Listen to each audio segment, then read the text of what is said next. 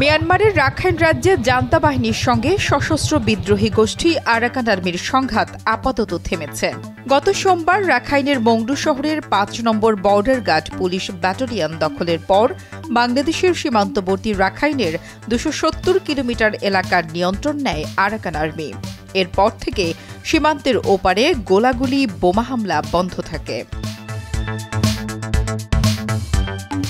পরিস্থিতি বিবেচনায় নাফনদ ও টেকনাফ এবং সেন্ট মার্টিন রুটে নৌযান চলাচলে সতর্কতা জারি থাকলেও আপাতত নৌযান চলাচলে স্থানীয় প্রশাসনের কোনো বাধা নেই। এ পরিস্থিতিতে গত শুক্রবার থেকে নাফনদে এবং টেকনাফ থেকে সেন্ট মার্টিন রুটে নৌযান চলাচল স্বাভাবিক হয়েছে।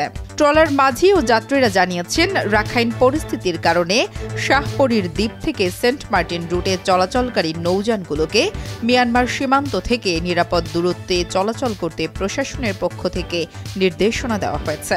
সেন্ট মার্টিন থেকে আসতেছি 3:30 আমরা রওনা দিচ্ছি। এখান থেকে 5টার দিকে এখানে আগাইছি সাবদ্বীপে। এই চুড়ুক আর কি আসার সময় একটু জার্নির জন্য একটু আমাদের সমস্যা মায়ের কারণে, তাইলে তো আমরা আরও সুস্থ করে আসতে পারতাম। এখন তো সুস্থর মাধ্যমে পৌঁছতেছি, যাই আল্লাহ বাঁচাইতেছে আর কি।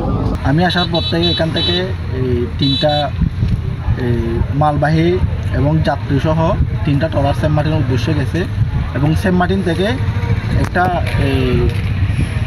মাছ এবং যাত্রী সহ এবং একটা ট্রলার একটু আগে সাবদ্বীপ জেটিতে অবস্থান করতেছে। এদিকে রাখাইন পরিস্থিতির কারণে সীমান্তে চোরাচালান, মাদক ও রোহিঙ্গা অনুপ্রবেশ সহ সীমান্ত এলাকায় সন্ত্রাস দমনে নাফনদের টহল জোরদার করেছে বিজিবি ও কোস্টগার্ড। নুসরাত জাহান কলি, কালের কণ্ঠ।